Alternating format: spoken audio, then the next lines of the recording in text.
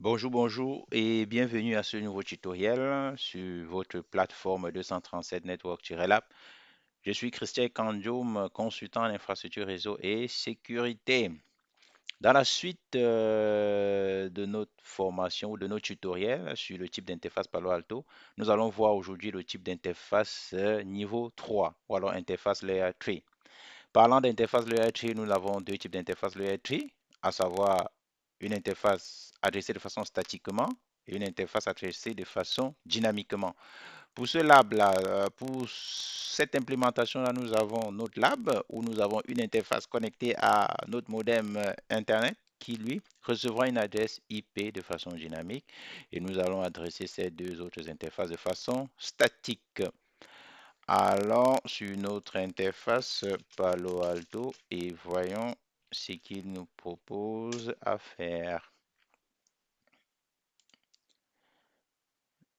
Donc, je tiens à rappeler que l'interface de management a été déjà configurée et nous permettra d'accéder à une interface web à notre Palo Alto.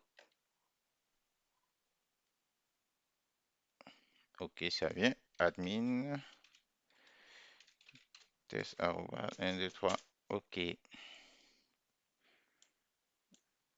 Je vais réduire un peu la fenêtre pour qu'on puisse avoir en même temps une vue sur notre architecture.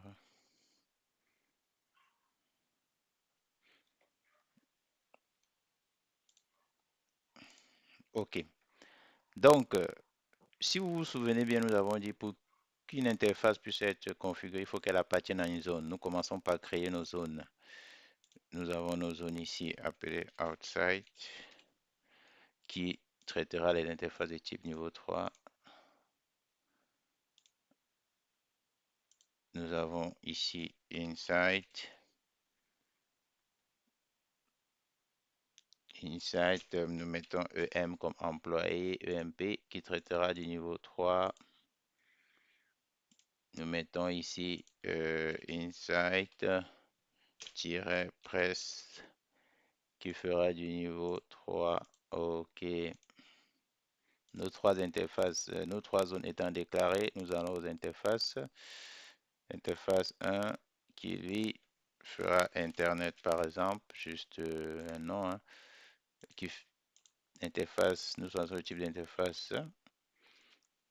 Nous parlerons, n'est-ce pas, de ce que c'est que le routeur virtuel dans la suite. Tout en, déjà pour info, c'est ce routeur virtuel permet à nos interfaces de pouvoir rejoindre tout processus tout processus de routage, que ce soit du routage statique ou routage dynamique. Donc, ce routeur virtuel permet à nos interfaces d'intervenir dans ce processus-là en termes de zone outside. Au niveau de l'adressage, nous avons dit que c'est une interface qui sera adressée de façon dynamique, DHCP, client, et nous validons. Non, nous n'avons pas besoin de sous-interface, pardon. Interface Ethernet 2 que nous avons appelé employé. Ce sera une interface type 3 et nous le mettons dans la zone inside. Ici, nous ajoutons maintenant l'adresse. C'est ici que se passe l'adressage de façon statique. OK. Et là, nous le validons. 3 ici. Interface Ethernet 3 que nous appelons prestation. Voilà. C'est une interface de type 3. Routeur virtuel par défaut. Prestation. Adressage type statique. 192, 168, 201/24.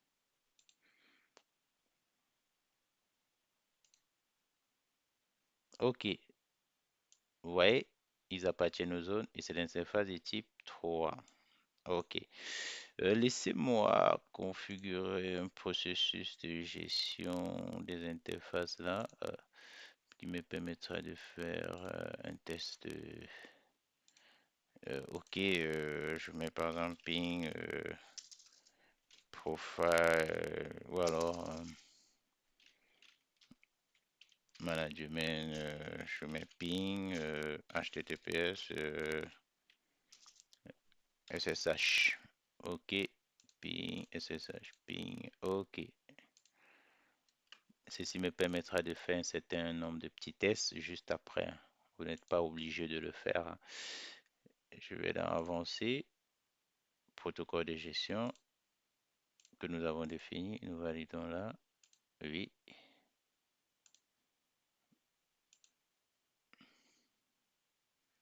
Avancer. Protocole de gestion. Oui. OK. Nous validons. Avant que je n'applique, vous verrez ici que show interface all, les interfaces ne sont pas activées. Seule l'interface de management y est configurée. Donc, après ça, je vais appliquer mon change. J'applique mon change. Ici, conformément à notre architecture, EMP1 a été adressé ipconfig. Vous voyez son adresse 190, 192. Oh là là, j'ai mis 193. Erreur. Oh là là. Corrigeons ça très vite. C'est 192. OK, 192. OK. 192, 168, 100 points. Nous lançons le ping vers la 192. Et si vous observez bien, il est monté. OK. Nous voyons bien que, pareil ici, ipconfig. 192, 168, 200 points, blablabla. Et puis, le ping passe. Maintenant, allons sur notre interface web et voyons successful. Nous voyons bien que nos interfaces sont montées, n'est-ce pas? Nos interfaces sont montées. Quelle adresse a-t-il pris? 192.168.0.10. Allons maintenant ici et voyons ce qu'il nous dit. OK. Interface all. Vous voyez que là, on a nos trois interfaces. Ethernet 1. Attendez, on va réduire ici. Réduire là. Et puis réduire là. Vous voyez, interface 1, il est là. 2, il est là. 3, il est là. Dans les prochaines vidéos, nous allons voir comment configurer un serveur DHCP sur Palo Alto, du DNS, comment on fait du NAT et tout ce qui va avec. Donc, c'est tout pour cette vidéo. Je vous dis merci et à très bientôt.